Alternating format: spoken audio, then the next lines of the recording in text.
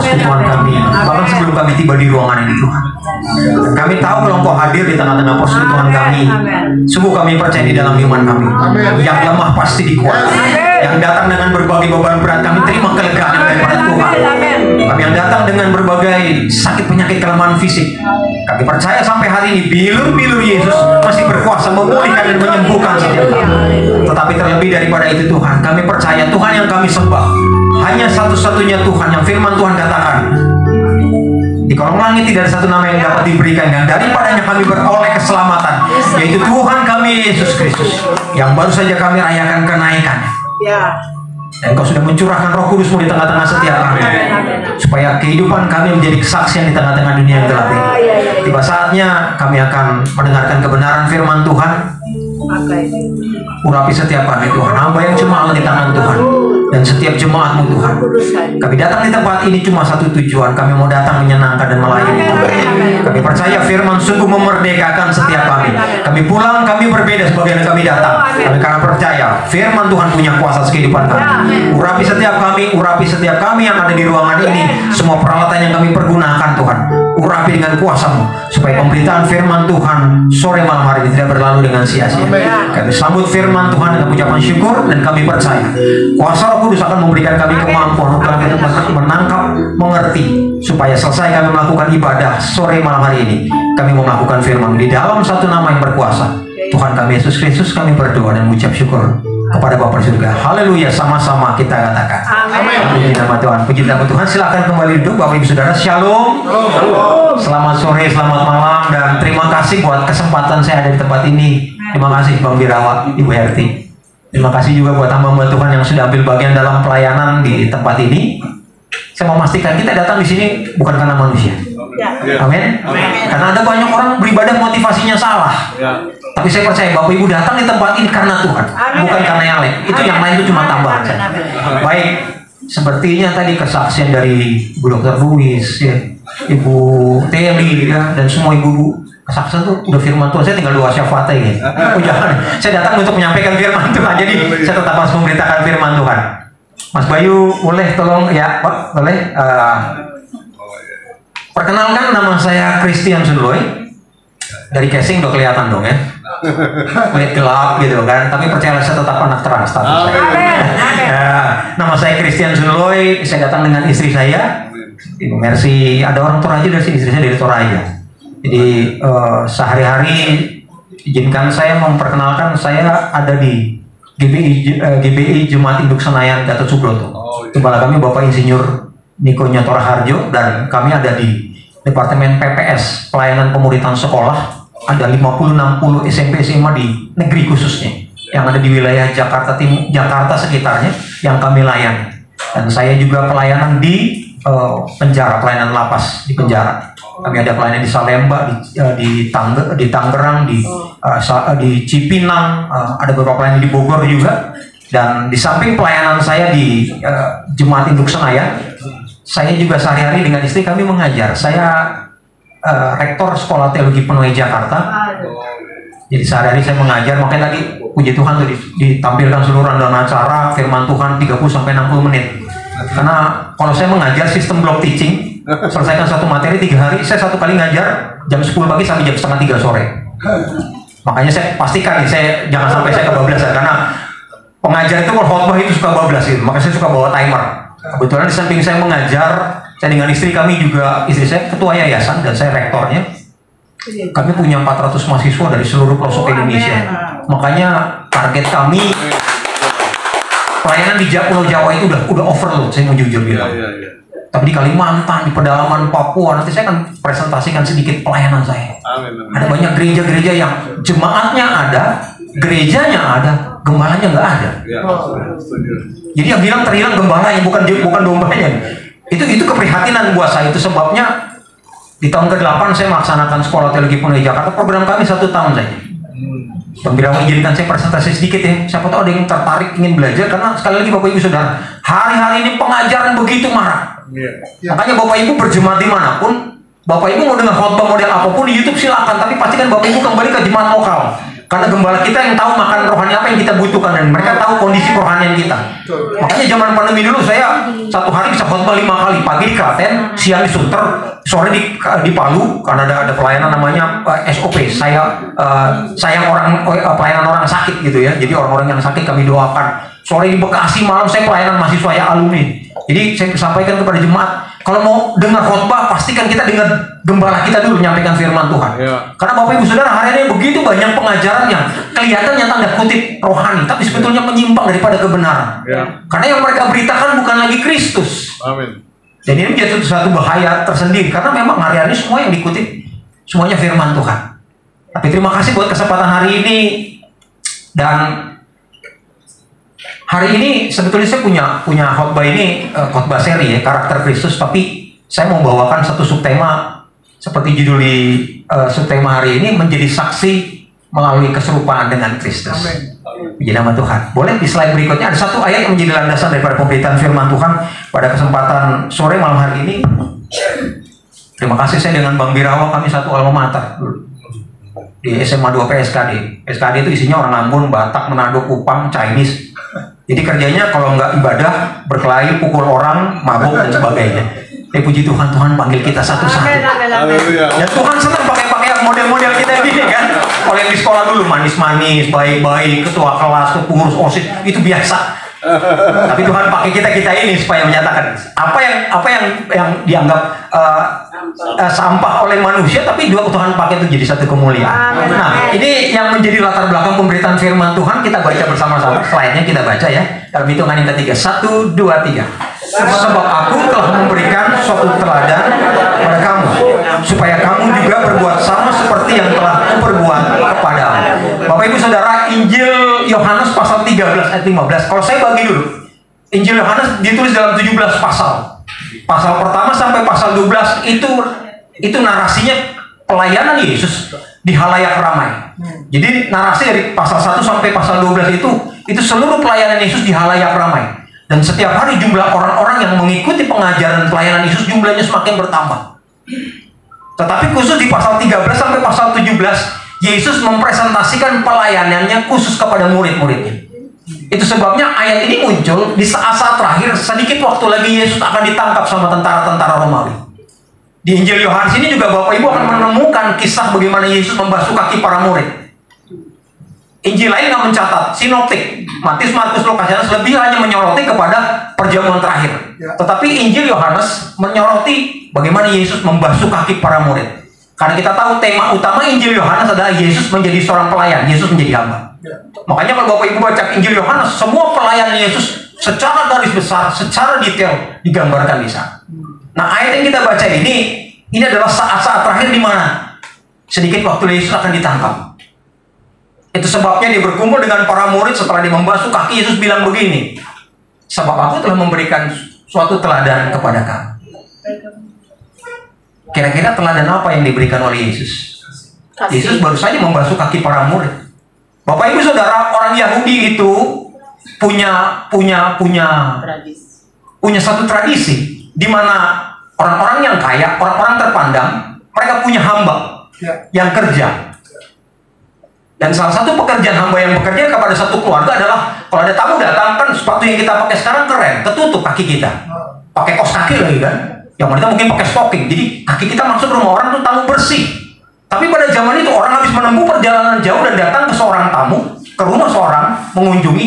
Yang pertama datang menyambut itu bukan tuan rumahnya, tamunya, hambanya datang dengan membawa sebuah basi atau baki berisi air, dan dia mengikatkan sebuah kain di pinggangnya. Dia berlutut dan kemudian membasuh kaki tamunya tadi. Dan itulah yang dilakukan Yesus sesaat sebelum ditangkap oleh tentara Romawi. Dia disalibkan dan kemudian dia mati. Beberapa hari yang lalu kita baru merayakan kenaikan.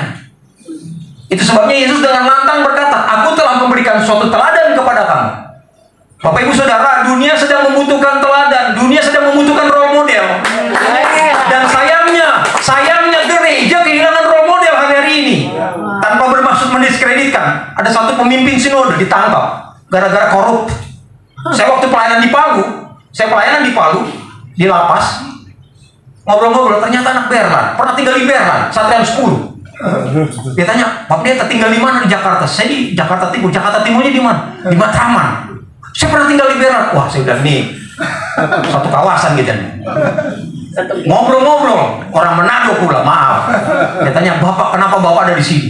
Saya bersalah, Pak, orang di penjara pasti salah, Pak, saya bilang. Nah, mungkin orang baik-baik ada di penjara, alasannya apapun, dia mau visit ke mau apa, dia pasti ditahan karena satu pelanggaran hukum. Dia cerita, dia ketua yayasan, dia gelapkan uang yayasan, jumlahnya tidak sedikit. Saya bilang, Pak, di penjara Tuhan hadir. Kadang-kadang Tuhan gak jamah kita di gereja, Tuhan jamah kita di penjara. Ini terjadi kepada tokoh-tokoh dalam kita.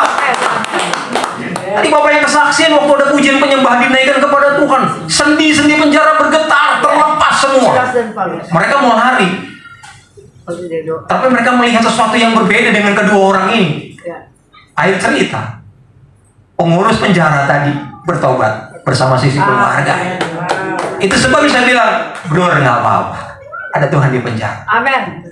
Dan dunia sedang kehilangan model, dan Yesus memberikan contoh yang jelas. Sebab aku telah memberikan teladan kepada kamu supaya kamu berbuat sama seperti yang telah kuperbuat kepada kamu. Pertanyaannya begini, teladan apa yang diberikan sama Yesus? Matius 20:28 bilang begini, sebab anak manusia datang untuk melayani, bukan untuk dilayani. Jadi Yesus punya misi datang ke tengah-tengah dunia ini bukan untuk dilayani.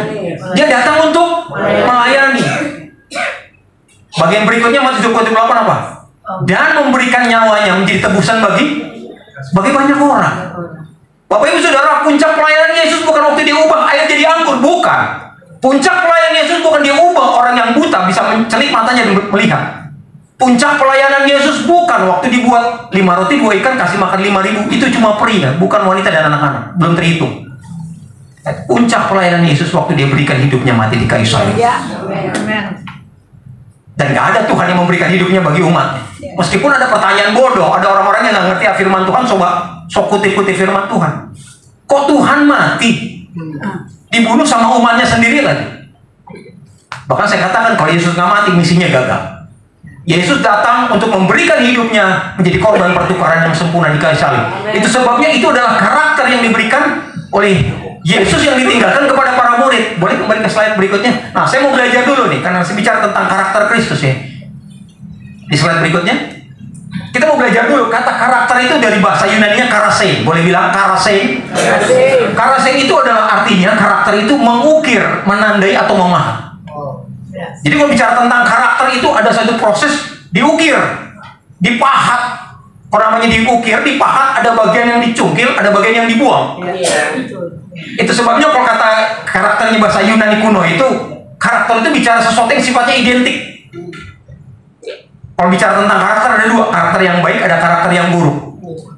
Saya nggak bicarakan yang buruk, saya bicara tentang karakter yang baik. Dan karena kita mengacunya kepada Kristus sendiri sebagai orientasi kehidupan pelayanan kita. Jadi kata karakter dalam bahasa Yunani kuno, karakter itu artinya suatu identitas, sesuatu yang unik, sesuatu yang bersifat ciri khas, terbentuk dan ditandai di dalam diri seseorang. Jadi saya bisa katakan kalau orang yang berkarakter itu dia sudah melewati suatu proses. Boleh di slide berikutnya lagi. Dan kata karakter itu lambangnya pahat atau mata pahat. Saya waktu pelayanan dengan istri kami ke suku Asmat. Ini satu suku yang mereka punya nilai artistiknya tinggi. Karena orang Asmat mereka itu pemahat-pemahat, mereka itu pengrajin kayu. Mereka bikin patung-patung, mereka bikin ukiran-ukiran yang luar biasa. Ini pelayan saya waktu ke suku Asmat. Kami ada 12 hari di sana, kami layani, dan saya melihat orang-orang Asmat, orang-orang Papua yang nggak punya pendidikan, tapi mereka punya nilai artistiknya tinggi. Mereka bisa ukir kayu-kayu yang masih bentuk satu pohon, mereka bisa ukir sampai jadi sebuah patung, menjadi sebuah bentuk yang begitu indah. Saya teringat ada satu cerita, ada seorang pemahat yang handal. Begitu dia menyelesaikan karyanya, sebuah batu yang besar diukir menjadi sebuah patung yang indah.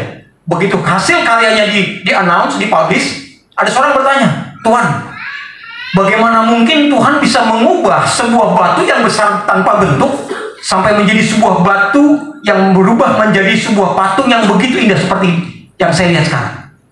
Pemahatnya tersenyum, sambil tersenyum dia bilang begini, Pak, sebetulnya bentuk yang sekarang terlihat itu sudah ada di dalamnya. Bagian saya adalah cuma membuang bagian-bagian yang tidak perlu. Bapak Ibu Saudara, waktu kita terima Kristus dalam kehidupan kita, karakter Kristus sudah ada dalam diri kita. Tetapi ada proses yang harus kita lalui. Ada bagian-bagian yang Tuhan mau ukir, ada bagian yang Tuhan mau paham, ada bagian yang Tuhan mau korek dari kehidupan kita. Supaya apa? Ranting yang berbuah banyak semakin dihasilkan buah lebih banyak. Amin. Ini bicara tentang proses. Kalau kita bicara tentang proses memahat, ini bicara tentang suatu proses. Masalahnya kita ini manusia suka dengan yang namanya hasil. Pengen kaya tapi pengennya rebahan, ya kan? Pengen pintar tapi nggak mau baca. Itu kan manusia kan begitu kan? Manusia seperti itu kan? Kita manusia punya kecenderungan kita kejar hasil. Tapi saya bersyukur saya punya Tuhan yang suka proses. Di dalam proses inilah saya percaya kita dilatih untuk kita nggak mikirkan diri kita sendiri. Saya percaya waktu Pak pemahat ini dia mengukir kayu itu, mengukir batu tersebut. Mungkin dia bisa terkena percikan-percikan atau pecahan-pecahan kayu atau batu tadi.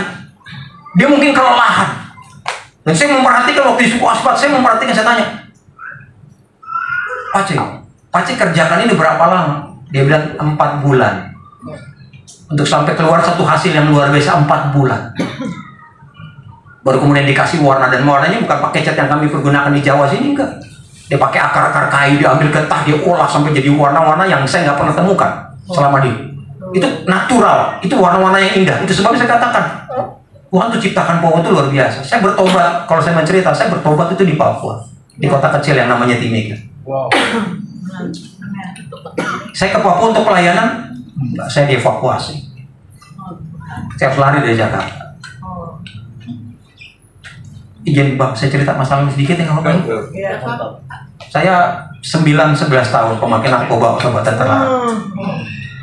Pernah dengar yang namanya Zarima? Ratu ekstasi, itu upline-nya saya. Jadi di wilayah Jakarta Timur, ini ada Nando nih. Ini dulu kita pakai sama-sama ya. Ini ada saksi, eyewitness. Jadi wilayah hutan kayu, Pulau Gadung, Tebet, Pisangan, Kayu Manis itu teritorialnya kami. Dan kami bisa pakai narkoba bebas seapapun yang kami mau, karena kami melekat kepada sumbernya. Dan saya bisa bilang bahwa setiap hari bisa hari terakhir dalam kehidupan kita. Dan Bapak Ibu Saudara, saya katakan bahwa semakin dosa kita nikmati dalam jangka waktu yang lama, ada satu kenikmatan. Tapi di satu titik akhirnya saya merasa jenuh dengan dosa saya. Saya mau bilang dosa senikmat apapun ada di satu titik. Akhirnya kita bosan dengan kehidupan dosa tadi. Betul. Apalagi saya tahu setiap pagi mama saya sebelum kita pergi sekolah, pergi kuliah, papa sebelum kerja, kita selalu baca Alkitab. Papa mama saya aktivis gereja. Kakak saya nomor 1 wakil gembala di Jayapura. Kakak saya nomor 2 guru sekolah minggu. Adik saya pemain tambore nomor 3. Saya anak laki satu-satunya. Kalau tadi dimunculkan di slide, nama depan saya Christian, nama marga saya Sunloy. Sunloy itu dari Maluku Tengah, dari Pulau Seram. Ya, kalian pernah sampai YP ya, masuk di sana. Itu kampung papa mama saya. Nama depan saya Christian, nama marga saya Sunloy. Tahu nama tengah saya siapa? Markus Yohanes. Jadi 3 nama pertama saya Christian, Markus, Yohanes, tapi kelakuan kayak setan. Di satu titik akhirnya saya jenuh dengan kehidupan saya seperti ini, dan saya berpikir saya memang dirancang untuk mati sia-sia nanti. Satu kali dalam keadaan saya udah capek dengan kehidupan saya, sudah jenuh, saya makan 39 pil. Kami duduk-duduk, ya geng kita lah biasa, makan 6, ngobrol-ngobrol setengah jam, makan 4 butir, makan 5. Harusnya 40 butir saya makan. Saya kupas dari kemasannya, jatuh, saya terlambat injak masuk dalam got. 2 jam kemudian saya nggak ingat kemanapun. Saya ingat teman saya masih bilang kita masih pergi ke Tebet, kita masih pergi ke daerah Cijantung sana, ambil barang kita jual lagi. Dalam keadaan seperti itu saya punya potensi untuk mati anytime, dimanapun, kapanpun. Tetapi saya percaya bahwa Tuhan punya rancangan yang indah buat anak-anak yang dikasihinya. Dan saya bersyukur saya punya mama yang tetap berdoa. Kalau saya nggak pulang, mama saya nggak tinggalkan ruang tamu, meskipun mama saya cuma main gitar cuma bisa 3 grade. Dan kalau ikuti gitar itu kayak kucing garuk tembok, reng. Tapi mama saya percaya, Tuhan saya kasih nama anak saya Christian. Nama tengahnya Markus Yohanes. Saya percaya ada waktunya Tuhan akan jamah anak saya. 2,5 hari saya nggak sadar di tempat kos teman saya. Teman saya pulang, tempat kos saya tidur. Sampai tengah malam saya nggak bangun, nggak bergerak. Dia tendang-tendang saya nggak bergerak. Dia tinggal pergi, tengah-tengah malam dia balik, nggak sih dalam posisi yang sama. Besok pagi nggak bergerak, teman saya pegang nadi, saya lemah sekali. Teman saya berpikir ini krismatik, kita bubar. Markas bubar, ditinggalkan, semua kabur. Semua kabur. Tinggal tunggu kabar aja. Ini anak mati, overdosis, polisi panggil, siapa yang jadi saksi matahari itu? Hari kedua, sorenya teman saya balik lagi. Saya masih dalam posisi yang sama, nggak bergerak. Teman saya pegang nafasnya nggak ada, kecil sekali. Masuk hari ketiga, tiba-tiba saya bangun. Amin. Saya bangun, tiba-tiba saya lapar, dan tiba-tiba saya pengen pipis. Tapi dikunci kos dari kamar, dari luar. Saya nggak ingat, saya coba kumpulkan memori di kepala saya. Terakhir saya ngapain, saya kemana, cuma saya ingat. Saya makan obat nggak berhenti, 5, 4, 6. Dan Bapak Ibu tahu, satu obat yang saya makan itu punya kemampuan bikin orang tidur 6 jam. Kenapa itu obat yang dipergunakan kalau orang habis operasi ringan, biar orang rileks, bisa istirahat. Saya makan 39 pil, 39 butir. Dan saya ingat 39 cambukan yang ditanggung sama Yesus di kayu salib. Saya sadar begitu saya bangun, saya tinggal tunggu teman saya nih. Begitu dia pulang, dia buka pintu, saya duduk, dia kaget, saya juga kaget. Gimana? Intinya saya sadar Tuhan masih kasih saya kesempatan.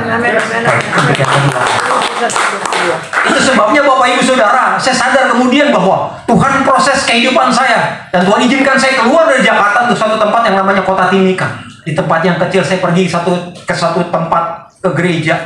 Satu kali saya mau pergi ke satu tempat, tiba-tiba ada sebuah gereja kecil seperti rumah, tapi rumahnya sangat sederhana. Itu rumah Pak Gembala. Gereja itu baru dirintis. Jemaatnya nggak terlalu banyak, dan saya duduk di bagian paling belakang. Bangkunya seperti bangku tukang bakso, nggak ada sandar, jadi bagus tuh. Jemaat itu kalau terlalu nyaman, kalau duduk di bangku itu dia tidur, dia ngantuk, dia jatuh, dia malu sendiri gitu. Di bagus tuh. Dia bagus juga, sekali-sekali di gereja dibikin kayak begini supaya jemaat jangan ada yang tidur gitu. Sementara pujian penyembahan saya dengar, saya merasa saya diampuni sama Tuhan. Oh, amin. Saya merasa Tuhan nggak memperhitungkan kesalahan saya. Dan waktu firman Tuhan disampaikan, ujungnya Bapak Gembala memberikan altar call untuk saya terima panggilan. Amen. Untuk meresponi panggilan Tuhan. Saya serahkan hidup saya hari ini. Beberapa minggu kemudian saya dibaptis. Baptisnya keren, bukan di Sungai Yordan, di kali di Timika. Biasanya airnya segini, kami berenang, tapi hari itu airnya segini. Jadi begitu dimasukin, ditangkap sama Pak Gembala. Saya ikut hanyut, airnya deras sekali gitu. Tapi saya bersyukur, saya sudah terima Kristus sebagai Tuhan dan Juru Selamat. Kembali ke Jakarta, saya ambil keputusan, saya nggak boleh lagi kembali kepada kehidupan yang lama. Anak Matraman bubar, ada yang ke Makassar, ada yang kemana, kocar kacir kita semua. Tapi saya bersyukur, Tuhan bawa saya ke suatu tempat di mana saya berproses. Proses saya nggak stop sampai di situ. Saya pergi ke sekolah Alkitab, saya belajar. Di sekolah Alkitab, saya ketemu istri. Cinta lokasi, Bapak Ibu Saudara. Adik kelas saya, di mana-mana senior selalu punya kemampuan untuk menaklukkan junior. Kami menikah dan kami tetap setia melayani Tuhan sampai hari ini. Dan saya menghitung-hitung, saya mau masuk ke pelayanan saya ke 30 tahun sampai tahun ini, mau masuk ke tahun ke 30. Dan kami berdua, kami sudah 23 tahun kami mengajar. Dan saya tahu bahwa Tuhan senang dengan yang namanya proses. Tuhan tuh senang memahat kehidupan seseorang. Cuma masalahnya waktu lagi dipahat, lagi diukir itu sakit. Dan kita suka lari. Makanya Bapak Ibu Saudara kalau bergesekan dengan sesama pengerja, dengan pemimpin, dengan koordinator ibadah, dengan gembala, jangan lari. Di chat nggak dibales, di telepon nggak diangkat, akhirnya nggak ke gereja, muntaber, mundur tanpa berita, nggak ada kabar. Bapak Ibu Saudara, saya belajar kata transformasi di dalam Alkitab dalam Roma pasal 12. Tapi berubahlah oleh pembaharuan budi. Kata berubah di sana metamorfo. Lambangnya itu awalnya larva, ulat, masuk jadi kepompong dulu. Satu waktu tertentu kepompong itu akan pecah, berubah menjadi kupu-kupu yang indah. Bapak Ibu Saudara, Tuhan izinkan kita di satu proses yang namanya kepompong.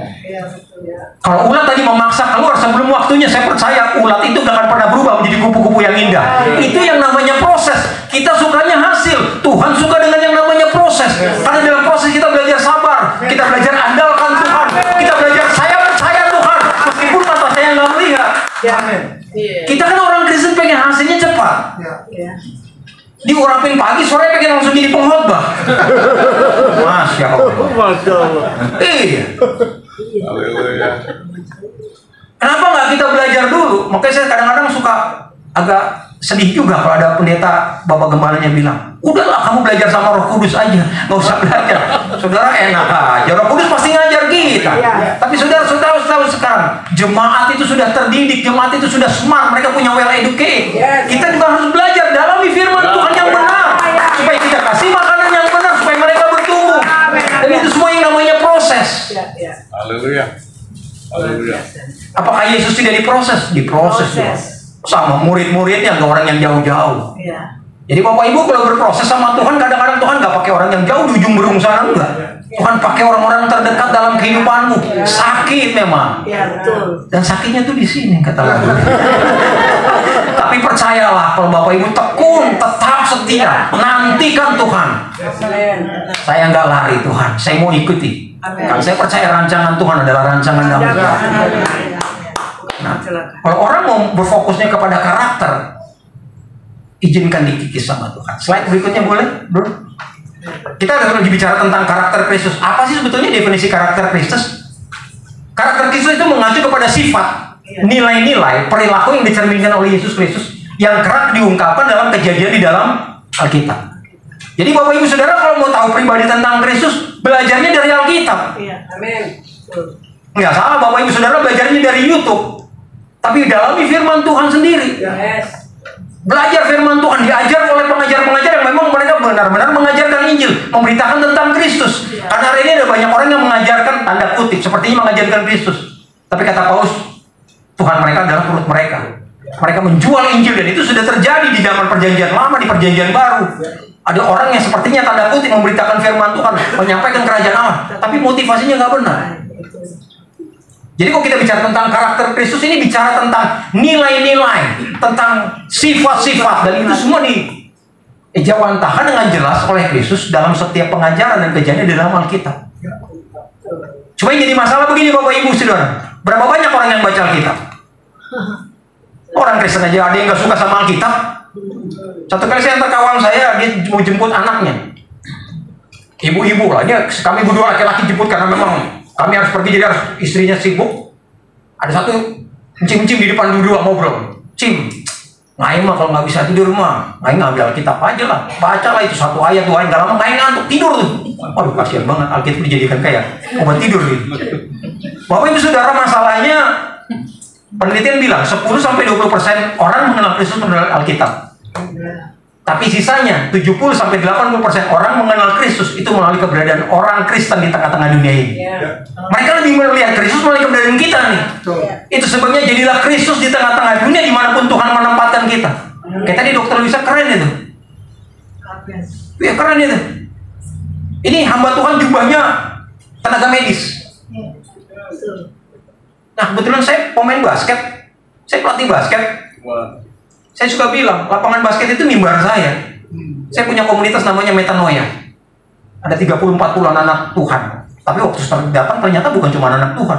Diajak temannya yang Buddhis, diajak temannya yang nggak jelas agamanya apa, jangan-jangan ateis. Dia bilang nggak apa-apa. Tapi main basket, mulai dengan doa, tutup dengan doa. 2-3 menit terakhir saya share firman Tuhan, saya bagikan. Amin. Beberapa dari mereka follow up. Coach, aku udah gak percaya sama Tuhan. Udah, habis ini ganti baju, sebenarnya ada kopi, kita ngopi dulu. Jadi Bapak Ibu Saudara mau injil orang kasih makan dulu. Otak kanannya kasih terbuka dulu. Medis bilang begitu kan. Yesus terakhir gitu, kasih makan dulu. Tangkinya kasih penuh baru beritakan Injil. Sampaikan kabar baik. Kristus harusnya menjadi model yang paling sempurna. Role model yang paling sempurna. Dan sekali lagi, dunia sedang mencari role model. Sorry to say, pemimpin ini sedang kehilangan role model. Saya harus katakan dengan jujur dari mimbar ini. Kita berdoa bersama-sama buat Bang Dirawan. Tuhan pakai hamba. Amin, amin. Semua teman-teman yang ada di pemerintahan. Amin. Mereka menjadi juru bicaranya kerajaan Allah. Berani bilang tidak. Amin. Berani bilang tidak. Ya. Meskipun resikonya karirnya mungkin akan terhambat. Itu bukan rahasia lagi, itu rahasia publik. Ya. Tapi tadi firman Tuhan bilang, apa gunanya engkau memperoleh dunia dengan seluruh isinya, tapi engkau kehilangan jiwamu, kehilangan nyawamu, nggak ada gunanya. Iya, betul. Coba Bapak Ibu Saudara tadi, Ibu Teli punya rumah banyak-banyak. Oh, Tuhan panggil nanti malam bagaimana? Siapa tahu ini ibadah terakhir loh Bapak Ibu Saudara. Bagaimana nakut-nakutin? Enggak, saya nggak nakut-nakutin, saya ngancam. Daripada kita nggak ketemu di surga, lebih baik saya beritahu. Saya nggak suka kasih firman Tuhan yang bikin enak telinga. Saya nggak suka. Karena saya sudah mengalami, saya hampir mati dan Tuhan kasih saya second chance. Ya. Dan ini waktu saya sampaikan kabar baik ini, dan masalahnya kita kadang-kadang model kita itu beda dengan apa yang seharusnya kita belajar tentang Kristus itu sendiri. Nah, kira-kira kalau kita bicara tentang karakter Kristus, saya sebetulnya ini khotbah seri. Saya cuma bagi 3 aja. Ada 3 karakter Kristus. Kenapa 3? 2 terlalu sedikit, 4 kebanyakan. Jadi 3 pas. Oke, boleh di slide berikutnya. Ini karakter Kristus yang pertama. Yohanes pasal 15 ayat 13. Boleh kita baca bersama-sama dalam hitungan yang ketiga. 1, 2, 3. Tidak ada kasih yang lebih Besar daripada kasih seorang yang memberikan nyawanya untuk sahabat-sahabatnya. Tidak ada kasih yang lebih besar daripada kasih seorang yang memberikan nyawanya bagi Bapak Ibu Saudara. Kalau Bapak Ibu Saudara pergi ke sekolah teologi, belajar studi kata, studi kitab, Saudara akan ketemukan kata kasih dalam beberapa versi. Ada kata kasih dalam kata bentuk kata sifat. Ada kata kasih dalam bentuk kata benda. Tetapi terbanyak saya temukan kata kasih waktu Yesus berbicara itu kata kerja. Artinya apa? Kasih harusnya diekspresikan dengan tindakan dan perbuatan yang nyata, bukan slogan. Aku mengasihi kamu, tapi tindakannya apa? Dan Yesus memberitahukan kepada para murid sesaat sebelum dia ditangkap oleh tentara-tentara Romawi, tidak ada kasih yang lebih besar daripada seorang yang memberikan nyawanya bagi sahabat-sahabat. Ini saat-saat terakhir sebelum Yesus akan ditangkap oleh tentara Romawi. Bapak Ibu Saudara, kalau kita bicara tentang kasih, tentunya kita nggak luput dari Yohanes 3:16. Ini ayat yang saya mau khotbah di Natal, mau khotbah di Paskah, mau khotbah di kematian, khotbah ucapan syukur. Ayat ini selalu relate, karena memang semuanya tentang kasih. Dan kasih ini adalah karakter Kristus yang harus kita belajar dari beliau sendiri. Karena kasih itulah Yesus mati di kayu salib bagi saudara. Ada pertanyaan dari orang-orang yang nggak tahu firman Tuhan. Tuhan kok mati? Dibunuh sama umatnya sendiri lagi. Justru memang misinya dia datang ke tengah-tengah dunia ini untuk mati. Karena apa? Semua manusia telah berdosa. Roma 3:23. Betul? Termasuk kita nih Pak Pendeta ya. Semua kita ini berdosa. Nggak ada yang luput. Roma 6 ayat 23 saya katakan perjalanan Roma 6 ayat 23. Sebab semua orang telah kehilangan kemuliaan Allah, dan sebab upah dosa adalah maut. Jadi karena semua orang telah berdosa, konsekuensinya adalah Roma 6 ayat 23, maut. Satu kali waktu saya sedang kuliah dulu, mengambil program S1, terjadi perdebatan di kalangan mahasiswa. Tapi lagi belajar tentang kristologi kalau nggak salah. Pak dosen, saya mau nanya. Kita bicara tentang karya penebusan Kristus di kayu salib. Saya punya pertanyaan, bagaimana kalau ada seorang bayi yang baru lahir 1 jam kemudian dia meninggal? Dia ke surga atau ke neraka? Semuanya mencoba menjawab. Pak dosennya diam aja, ngeliatin aja. Karena Pak dosen tahu, mahasiswa kok bertanya cuma 2. Dia ngetes dosennya apa memang benar-benar dia pengen tahu. Iya. Itu di sekolah teologi itu pertanyaan-pertanyaan yang sangat lumrah. Pak dosen cuma memberikan satu hal begini. Yang di dalam Mazmur 51 ayat 7 dikatakan di sana bahwa sebab kita dikandung diperanakan dalam kesalahan kita, dikandung di dalam dosa kita, di dalam kandungan ibu kita. Artinya sebelum bayi itu lahir, dia sudah punya tabiat, dia sudah punya natur dosa. Dan Roma 6 ayat 23, sebab upah dosa adalah maut. Kata dosa di sana secara gramatikal itu bukan jamak, bukan plural, dia singular, dia tunggal. Artinya apa? Satu dosa aja udah cukup bawa dia ke neraka. Tapi nggak fair dong Pak. Bayi ini kan belum melakukan dosa. Betul. Tapi dia punya natur dosa yang diturunkan oleh Adam dan Hawa. Mungkin dia nggak melakukan dosa, dalam perut dia bisa bikin dosa apa. Tapi natur dosa itu tuh sudah turun. Pak dosennya lanjutkan begini. Menurut kalian anak serigala itu begitu baru lahir, dia sudah binatang buas belum? Bukan. Dia dong, dia binatang buas. Loh, kan dia belum makan binatang lainnya. Kenapa dibilang binatang buas? Karena memang dia dilahirkan dari jenis binatang buas.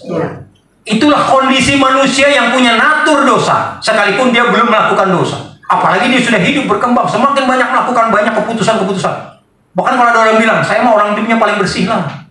Saya suka bantu gereja, saya suka bantu perbuatan baik, sosial dan lain sebagainya. Tapi Nabi saya bilang begini, kesalahan kita tuh seperti kain kotor. Yesaya 64 ayat 6. Bapak Ibu tahu kata kain kotor di sana yang dimaksud itu bukan kain yang untuk lap-lap dapur kita, bukan. Kain kotor di sana yang dimaksud adalah tampon, pembalut wanita. Pada zaman itu belum ada teknologi pembalut. Dan seperti itulah kondisi kebaikan yang menyebut dirinya orang paling baik. Itu sebabnya Roma 6 ayat 23 katakan, semua manusia telah berdosa dan telah kehilangan kemuliaan Allah. Dan sebagai konsekuensinya dia harus dihukum, harus binasa. Tapi saya bersyukur saya punya Tuhan. Dia punya karakter yang luar biasa. Pertama, dia adalah Allah yang maha adil. Keadilannya apa? Semua dosa harus dihukum. Tapi dia punya unsur yang kedua. Dia Allah yang penuh kasih. Dia tidak ingin manusia yang begitu dikasihnya diciptakan segambar dengan Allah. Allah tidak ingin dia binasa. Solusinya apa? Harus ada yang membayar hutang dosanya. Pertanyaannya, siapa yang bisa membayar hutang dosa? Semua manusia berdosa. Roma 3:23. Dan yang berdosa manusia yang harus menebus dosa adalah manusia. Tapi syaratnya manusia tidak berdosa. Dan syarat itu terpenuhi di dalam Tuhan kita Yesus Kristus. Itu sebabnya dia menjadi manusia. Gol airnya dia harus ada di kayu salib. Darahnya tercurah.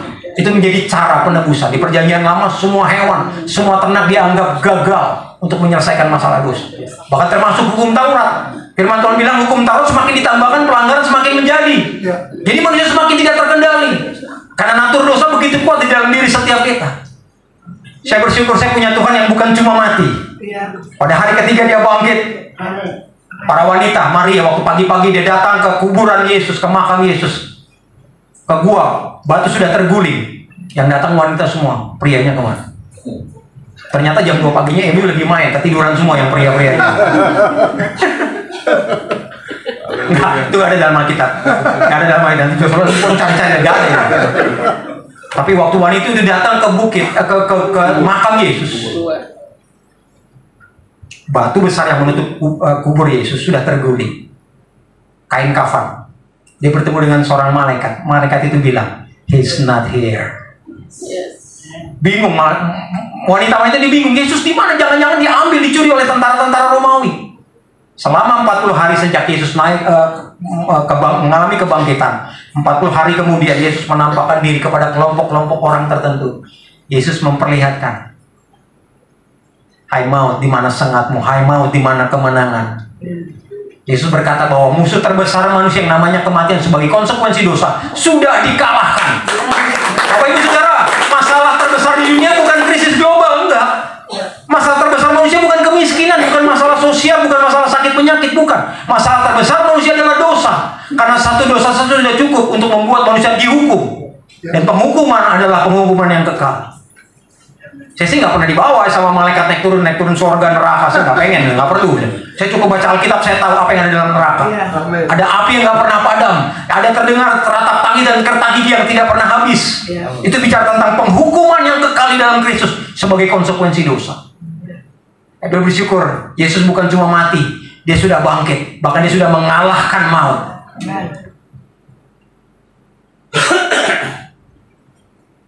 Itu sebabnya Yesus berkata kepada murid-muridnya, tidak ada seorang yang mengasihi sahabat-sahabatnya melebihi daripada seorang yang memberikan nyawa bagi sahabat-sahabatnya. Bukankah ini sudah menjadi cukup bagi kita? Kenapa kita harus khawatir buat kehidupan kita? Kalau saja anak yang dikasihnya Yesus diberikan sebagai penebus dosa manusia, masa kita khawatir sama masa depan kita? Masa kita khawatir sama anak-anak kita? Jujur dunia ini semakin mengerikan Bapak Ibu Saudara. Kita nggak bisa awasi anak kita begitu dia keluar pintu rumah depan. Udah. Mereka berhadapan dengan dunia dengan segala tawarannya. Tapi kalau Tuhan bisa memberikan anak yang dikasihnya Allah, memberikan anak yang dikasihi, supaya setiap orang yang percaya kepadanya tidak binasa. Kita belajar karakter Kristus yang pertama yang perlu kita teladani, kasih. Ada salib? Enggak ada. Salib itu kan terdiri dari 2 garis. Ada yang vertikal, ada yang horizontal. Yang vertikal ini kasih Allah dicurahkan kepada manusia, makanya manusia bisa mengasihi Allah. Begitu kasih Allah penuh terhadap diri manusia, dia bisa mengasihi sesamanya. Itu yang horizontal. Makanya kalau kita nggak bisa mengasihi mertua kita, jangan-jangan kasih Kristus belum penuh dalam kehidupan kita. Kalau kita belum mengasihi, belum bisa. Yang tersulit mengasihi musuh. Kan nggak ada ajaran agama lain, ajaran-ajaran tertentu yang bilang kasihilah musuhmu, kan? Nggak ada. Bahkan ada kelompok yang bilang begini, yang nggak setuju dengan saya musuh harus ditumpas. Wih, ngeri. Masalahnya kan kita bineka tunggal ika, kita kan keberagaman. Apa kita harus bunuh-bunuhan? Tapi Kristus mengajarkan kasihilah musuh, berdoa buat mereka yang menganiaya kamu. Dasarnya ini. Amin. Karena musuh terbesar manusia, kematian, dosa sudah dikalahkan. Amin. Karena kasih Kristus sudah dicurahkan di tengah-tengah dunia. Nggak ada yang lebih indah daripada itu. Itu sebabnya memasuki pelayan saya ke tahun yang 30, saya udah gak fokus lagi sama dunia. Fokus saya gimana saya menyenangkan hati Tuhan. Makanya begitu Facebook terkenal tahun 2000-an awal, saya punya akun. Ketemulah teman-teman lama kan, connecting people kan, Facebook kan slogannya gitu kan. Ketemu teman dari segala antah berantah dunia, yang dulu kita yang enggak semua ketemu. Dan saya mulai posting pelayanan saya, mereka kaget. Sampai akhirnya Bang tahun 2009 itu, 2009 angkatan kami, saya lulus SMA tahun 89. Kami bikin reuni akbar angkatan 89 saya. SMA 2 PSKD. Kami undang beberapa guru, kami undang beberapa teman, mereka kaget. Ada satu guru bilang begini, yang terkesan dari acara reuni ini bukan makanannya, bukan ketemu kalian murid-murid saya, tapi yang bikin saya terkesan ibadah dulu di awal daripada reuni. Dan yang bikin saya terkesan yang melayani di acara ibadah sebelum reuni ini, itu yang dulu saya berpikir ini Kristen udah mati atau di mana ya? Iya, karena narkoba kan semakin marak. Dia cuma tunggu aja Kristen udah mati overdose di mana atau ditembak sama orang di mana kan? Tapi waktu dikumpul dia, ini yang mimpin ibadah justru dulu ini anak-anak yang selesai ibadah di saat datang. Serba salah Pak Guru mau panggil Kristen muridnya, tapi udah jadi pendeta. Mau dipanggil pendeta itu masih muridnya dia, Pak panggil saya Kristen aja Pak. Ini yang bikin saya bangga di acara reuni yang kalian. Yang melayani sekarang semua kalian yang dulu itu bikin saya pusing. Saya berpikir saya ngurusin kalian atau saya tahan. Saya bikin masalah lagi saya. Saya punya tanggung jawab ke organisasi gitu, ke lembaga. Sampai saya percaya, dia bilang. Karena PSKN itu kan sekolah Kristen. Setiap hari Senin kami awali dengan doa, ibadah. Setiap hari sebelum kita belajar, kita selalu mulai dengan doa. Dan doa orang benar besar kuasanya. Bukan doa yang besar, kuasa doa orang yang benar. Yang berdoa itu orang-orang benar semua. Bapak Ibu bisa bayangkan kalau sekelompok ini orang-orang benar semua berdoa, surga goncang. Kalau surga goncang, kebenaran dinyatakan di tengah-tengah dunia. Orang-orang yang dibutakan, mereka dicelikan, mereka melihat kebenaran, mereka percaya bahwa Tuhan Yesus. Amen. Sampai satu kali udah gak mau lagi nih Bang tempat ini Bang. Amen. Ada banyak orang yang mereka cari Tuhan. Amen. Saya punya teman lagi neduh, lagi pulang kerja, naik motor, hujan deras, dia berhenti di pom bensin yang udah tutup. Mungkin dia lihat di motor teman saya ada stiker ayat. Tiba-tiba petugas SPBU-nya dia bilang, Bang, abang orang Kristen. Kristen udah tahu ya abang orang Kristen. Kenapa? Gue saya lihat stikernya abang di motor. Bang, saya mau nanya dong Bang. Terjadilah tanya jawab. Ternyata ada banyak pertanyaan Bapak Ibu Saudara. Ada banyak pertanyaan, ada orang-orang di luar sana, dan harusnya kita ini yang memiliki karakter Kristus, kita punya jawabannya buat dunia. Cuma masalahnya kita nggak suka belajar Alkitab, kita nggak suka belajar firman Tuhan. Akhirnya kita kutip ayat cocokologi, cocok-cocokin maksudnya gitu, nggak tanpa belajar latar belakang. Tapi kita perlu belajar latar belakang. Kristus mau mati bagi dunia ini, bagi saudara dan saya, karena kasih. Boleh slide berikutnya kita belajar karakter yang kedua. Roma 5 ayat 8. Akan tetapi Allah menunjukkan kasihnya kepada kita. Oleh karena Kristus telah mati untuk kita ketika kita masih berdosa. Bapak Ibu Saudara, kasih harus ada ekspresinya. Betul? Kasih itu harus diekspresikan.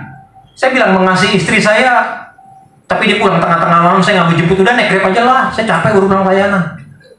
Jangan-jangan saya nggak mengasihi istri saya. Kalau Bapak Ibu Saudara mengasihi Tuhan, harus ada ekspresinya. Karena Kristus memberikan tawaran kepada kita, akan tetapi Allah telah menunjukkan kasih-Nya kepada kita, karena Kristus telah mati untuk kita ketika kita masih berdosa. Bapak Ibu bisa bayangkan, waktu status kita masih orang berdosa, Kristus telah mengasihi kita. Kenapa Kristus mengasihi kita? Karena kita diciptakan serupa segambar dengan Allah. Kita itu imago Dei. Dan Allah nggak ingin ciptaan yang paling berharga itu binasa sia-sia karena dosa. Ini terjadi perdebatan lagi di sekolah kita. Kalau Allah mengasihi dunia, Allah mengasihi manusia, kenapa Allah ciptakan neraka? Ini nggak ada dalam Alkitab. Saya berimajiner aja nih. Kira-kira di pintu neraka, saya sih belum pernah dibawa ke neraka ya sama malaikat, saya nggak mau lah. Buat saya nggak penting. Saya baca Alkitab itu cukup. Di pintu neraka kira-kira tulisan begini, Satan only. Saya percaya neraka itu diciptakan cuma untuk Lucifer dan para pengikut yang dikudeta. Tetapi iblis akan cari orang Manado, iblis akan selalu cari orang Ambon, dia akan cari orang Papua, dia akan cari jemaat Tuhan di tempat ini sebanyak mungkin untuk mandi di neraka. Dan kasih selalu punya ekspresi yang namanya berkorban.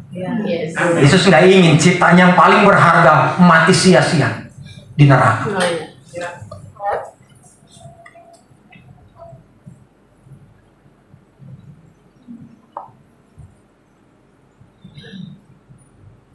Kalau kita renungkan Paskah, sebetulnya kita renungkan apa yang Yesus lakukan di Kaisar.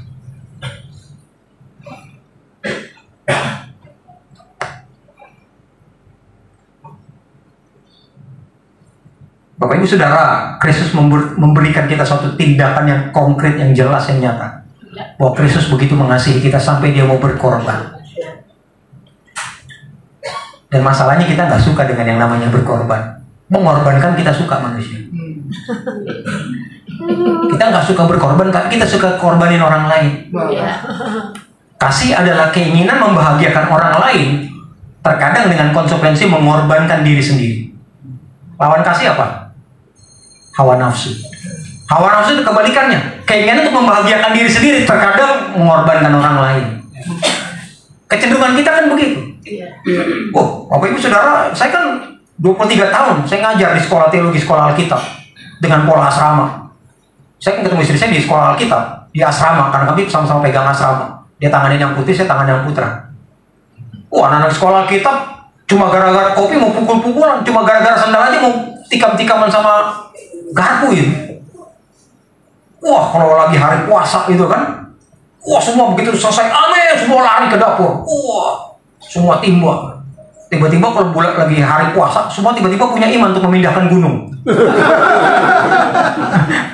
Ngerti maksud saya? Tiba sekenyang-kenyangnya, dia lupa temannya masih ada yang puasa sampai jam 6 sore nanti. Yang tugas di dapur, bro, udah diatur. Nanti masih ada yang buka puasanya jam 5, jam 6. Bagi-bagi sesuai dengan yang sudah dijadwalkan. Kita ini manusia punya kecenderungan seperti itu. Kita nggak suka berkorban, tapi kita suka mengorbankan orang lain. Kristus kebalikannya. Karena kasih selalu ekspresinya adalah memberi, bukan mengambil. Amin. Kalau uang aja Bapak Ibu Saudara nggak berani persembahkan sama Tuhan, apalagi nyawanya. Kalau waktu ijazah kita nggak pernah berikan buat Tuhan, makanya saya suka lempar pertanyaan ini kepada beberapa jemaat yang masih muda-muda. Ayo melayani Tuhan. Aduh, Bu, aku mau kerja dulu lah. Ya udah. Keterima, Tuhan jawab doanya nih. Kerja, dapat kerjanya bagus, duitnya banyak, karirnya meningkat.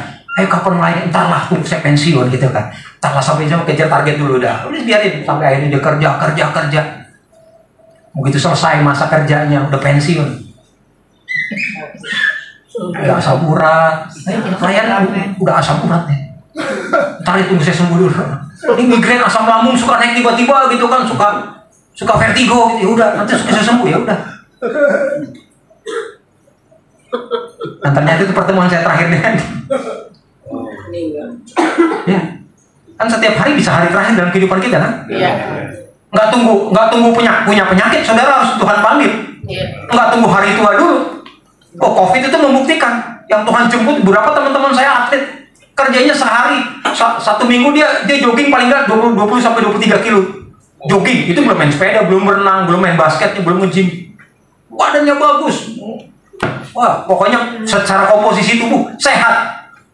Cuma satu virus kecil yang nggak kasat mata, yang tidak terlihat oleh mata, masuk rumah sakit beberapa hari. Tuhan panggil.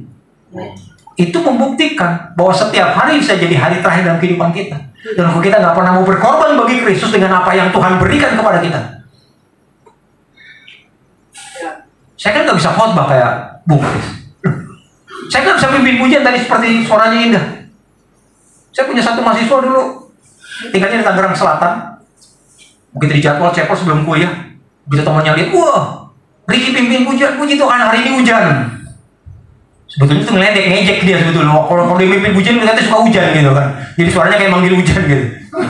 Nggak masalah, suaramu seperti apapun, saya percaya Tuhan senang mendengar pujian kita. Amin. Bapak Ibu Saudara tahu, Tuhan jauh lebih tertarik mendengarkan jemaat ini memuji Tuhan daripada malaikat. Yes. Dan kalau saya mau tanya, siapa suara paling indah di dunia ini? Artis siapa suaranya paling indah? Dibandingkan dengan malaikat Tuhan, nggak ada seujung jarinya. Tapi waktu jemaat sedang memuji Tuhan di tempat ini, Amin. Amin. Tuhan bilang ini, diam. Aku sedang mendengarkan jemaatku sedang memuji aku. Persekutuan di rumahnya Pak Birawa. Amin. Karena apa? Karena malaikat yang pernah ditebus oleh Yesus. Darah Yesus tercurah bukan buat malaikat. Darahnya tercurah bagi saudara dan saya. Itu sebabnya waktu kita menyembah Tuhan, Tuhan jauh lebih tertarik kepada pujian kita, kepada penyembahan kita, bukan masalah suara. Amin. Ya, tapi kita perlu tahu dikit lah ya, tahu diri sedikit lah. Kalau suaranya pas-pasan, jangan memaksa diri untuk jadi WL lah. Ya. Haleluya. Ibadah berantakan itu. Berdoa syafaat aja lebih baik. Ada pelayanan begitu banyak kok yang kita bisa lakukan. Tetapi sekali lagi, Bapak Ibu Saudara, ekspresi kasih saudara mau berkorban. Amin. Saya menjalankan sekolah teologi saya masuk tahun yang ke-8. Saya penuh waktu, saya nggak punya jemaat, saya nggak pegang jemaat. Dan kami berdua kami nggak punya bisnis, kami nggak punya usaha untuk mensupport pelayanan kami. Tapi kami menjalani pelayanan kami self-support. Amin. Dan anak-anak yang Tuhan kirim itu anak-anak dari pedalaman. Ya. Kami punya mahasiswa dari Kalimantan Tengah, ada 6 jam dari kota Balikpapan, Palangkaraya. Ada dari Papua, ada dari Lampung. Saya sudah pernah pelayan ke kampung. Ada dari Berau, bukan dari Berau, ternyata masih di 2-3 jam lagi ke pinggir daerah namanya Mangkajang. Dikirim sama jemaah, sama gembalanya. Begitu diutus dan diputus, ditelepon nggak diangkat, hidup matinya sama itu jemaah, sama anak yang dikirim sama kami. Dan kami punya beberapa rules, aturan, termasuk cara kami berpakaian kalau kami masih kuliah. Beberapa tahun terakhir kami lakukan sejak pandemi, kami lakukan secara online. Tapi waktu kami masih tatap muka, kelas tatap muka, sebelum awal pandemi, hari-hari tertentu kami punya rules, termasuk salah satunya setiap hari Jumat kami harus pakai baju batik. Saya tanya ke beberapa mahasiswa, kamu punya baju batik nggak? Tidak menjawab tidak jawab iya. Oke, saya mengerti. Mereka lakukan sehari-hari, selesai mandi mereka jemur, saya panggil istri. Maaf, ini handuknya siapa? Istri saya bilang, nggak tahu, pasti handuknya anak. Bapak Ibu Saudara, maaf. Handuk itu sama kesetan saya di rumah lebih bagus kesetan saya. Istri saya bilang, besok kita bawa ke pasar, kita beli handuk yang lebih baik, karena nggak perlu mahal. Amin. Mereka ini hamba-hamba Tuhan yang sedang dipersiapkan. Karena satu kali selesai mereka melakukan pendidikan, kita kirim kembali ke gereja lokalnya. Bangun desanya, bangun dusunnya, bangun jemaatnya. Iya. Jangan berlomba-lomba pelayan di Jawa. Udah banyak pelayan Tuhan di Jawa. Sudah terlalu banyak. Sampai akhirnya bukan memenangkan jiwa baru, memenangkan jiwa tetangga itu. Gereja tetangga itu. Bahasanya teman saya memandiin di kolam ikan ini. Sementara di pedalaman saya punya satu mahasiswa dari Kalimantan, dari balik Palangkaraya itu 3 jam. Ada satu kecamatan namanya Kasongan, Kabupaten Kasongan, pinggir lagi. Katingan ke pinggir lagi. 1 jam lagi. Tumbang Terusan. Ada kali namanya Kali Katingan. Itu dari hulu sampai hilir ada belasan desa. Nggak ada satupun gereja berdiri di sana. Begitu mahasiswa saya selesai penamatan. Saya tanya, selesai sebelum diutus, kami interview lagi di perusahaan sana. Kamu mau kemana? Saya sedang berdoa, Pak. Saya sedang berdoa. Bilang, kamu doa. Kami saya. Beberapa hari mereka bilang, Ada satu pesan di hati saya harus ke Kalimantan Tengah. Tapi Kalimantan Tengah luas. Saya bilang kamu doa lagi. Saya ringkan dengan beberapa sinode. Dan mereka bersedia menempatkan para penginjil di beberapa desa yang belum pernah ada gereja di sana. Dia rintis diutus oleh gereja, oleh sinode di sana. Dia bertahan 11 tahun, susah senang dia. Saudara tahu orang Dayak kan, opo-oponya itu luar biasa. Ada darah di depan pintu rumahnya. Di belakang seperti ada orang bicara tengah-tengah malam. Saya tidur, bangun pagi-pagi kami mau pelayanan. Ada orang tua pakai pakaian adat. Saya pikir itu penglihatan biasa. Mereka bilang, itu kalau ada penglihatan seperti itu dengan pakaian-pakaian seperti itu roh maut, roh kematian. Karena mereka datang dengan pakaian-pakaian yang bisa dipergunakan kalau lagi ada kematian. Jadi waktu saya dia bertahan di sana, saya bilang begitu. Seperti kesaksian ibu dokter tadi, akhirnya kepala dusun itu dimenangkan dan akhirnya anaknya diutus ke sekolah Alkitab kami. Dia menjadi pemain musik dan dia sekarang dia merintis di kota Palangkaraya. Saudara, setiap pelayanan kita itu gak pernah kembali dengan sia-sia. Masalahnya saudara mau gak melakukan apa yang menjadi kehendak Tuhan dalam kehidupan saudara? Saudara berani gak memberikan apa yang terbaik dalam kehidupan saudara? Yang terakhir, karakter yang terakhir daripada Kristus. Jemaat begitu saya bilang, yang terakhir itu senyum penuh kemenangan. Kita baca ayat ini, Filipi 2 ayat 5. Hendaklah kamu dalam hidupmu bersama menaruh pikiran dan perasaan yang terdapat juga dalam Kristus Yesus, yang walaupun dalam rupa Allah tidak menganggap kesetaraan dengan Allah sebagai milik yang harus dipertahankan, melainkan telah mengosongkan dirinya sendiri dan mengambil rupa seorang hamba dan menjadi sama dengan manusia, dan dalam keadaan sebagai manusia telah merendahkan dirinya dan taat sampai mati, bahkan sampai mati di kayu salib. Kayu salib cukup membuktikan Yesus memiliki kerendahan hati. Bapak Ibu Saudara bayangkan, dia anak Allah, Son of God, become human. Itu turun tahtanya luar biasa loh. Bisa dibayangkan kalau Pak Prabowo punya anak, anaknya suruh nyapu pinggir jalan tuh. Ini Tuhan, dia punya anak, dia punya putra satu-satunya, jadi manusia.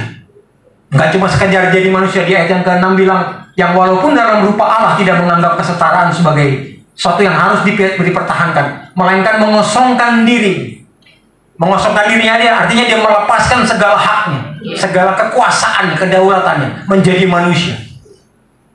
Di Bapak Ibu Saudara, Allah itu, Yesus itu waktu dihukum, dia manusia 100%, tapi dia Allah 100%. Makanya kalau ada orang bertanya, kok Tuhan mati? Yang mati di kayu salib itu Yesus yang sebagai manusia. Yang bangkit di hari ketiga, itu Yesus sebagai Allah. Amin. Amin. Amin. Ayat ini membuktikan bahwa ia mengosongkan dirinya dan mengambil rupa seorang hamba. Dia bukan cuma jadi manusia, dia menjadi seorang hamba. Saudara, kata hamba dalam Alkitab itu doulos. Doulos itu pengertiannya bukan cuma hamba, budak.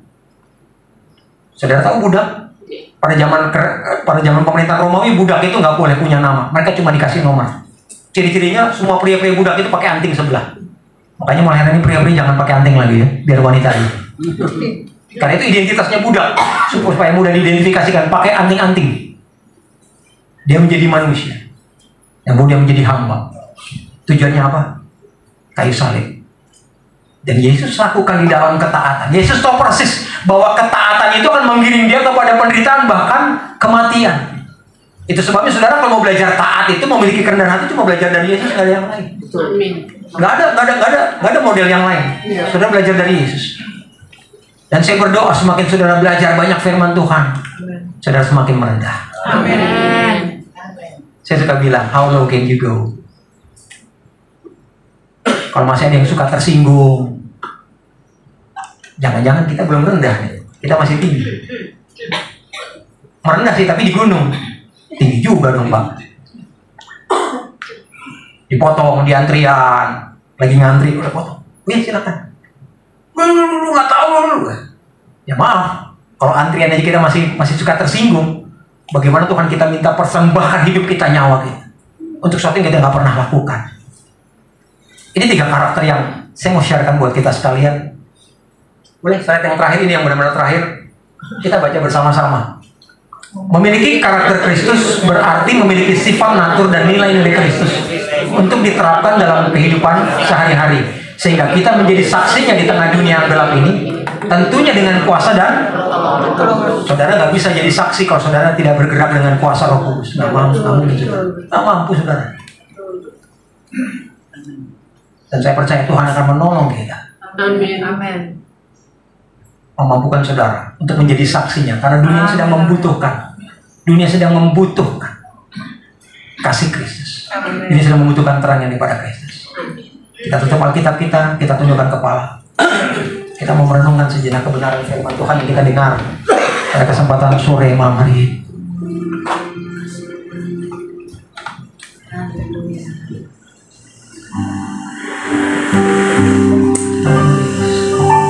Terima kasih Bapak.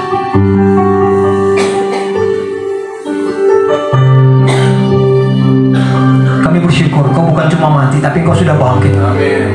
Engkau naik ke surga dan Kau mencurahkan Roh Kudus bagi setiap jemaat-Mu di tempat ini Tuhan. Supaya setiap yang percaya kepadanya tidak binasa, melainkan beroleh hidup yang kekal. Kami rindu Tuhan, kehidupan kami mencerminkan kasih Kristus di tengah-tengah dunia ini. Kami rindu setiap orang yang melihat kehidupan kami, mereka melihat Kristus, karena kami adalah gambaran Kristus di tengah-tengah dunia ini Tuhan.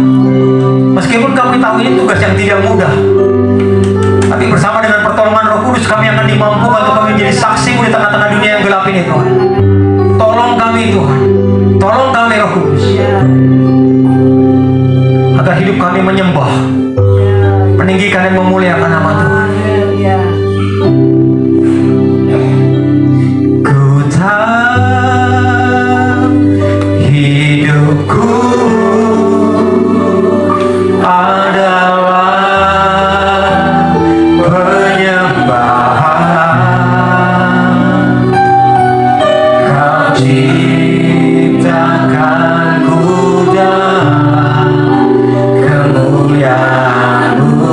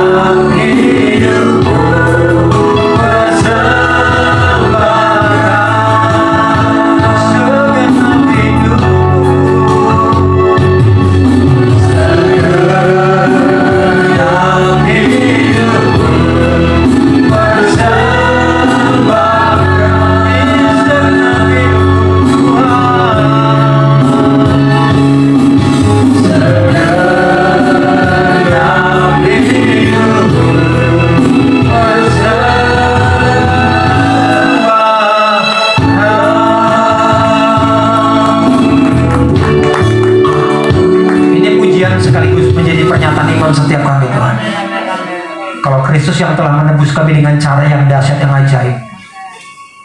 Engkau mengorbankan darahmu, nyawamu sendiri. Satu kerinduan kami rindu memiliki karakter Kristus. Supaya di tengah-tengah dunia yang gelap ini, terang-Mu bercahaya melalui setiap kami. Di tempat kami bekerja, di tempat kami berbisnis, di tempat studi kami, di tengah-tengah masyarakat, di tengah-tengah keluarga, bahkan di tengah-tengah pelayanan kami. Kami rindu terang Kristus itu bercahaya melalui kami, supaya dunia mengenal Kristus melalui keberadaan kami. Materaikan firman-Mu, supaya selesai kami melakukan ibadah ini, kami menjadi pelaku-pelaku firman. Di dalam satu nama yang berkuasa, baik dulu, sekarang, bahkan sampai selama-lamanya, Tuhan kami Yesus Kristus. Kami sudah berdoa dan mengucap syukur senantiasa kepada Bapa di surga. Haleluya. Amin.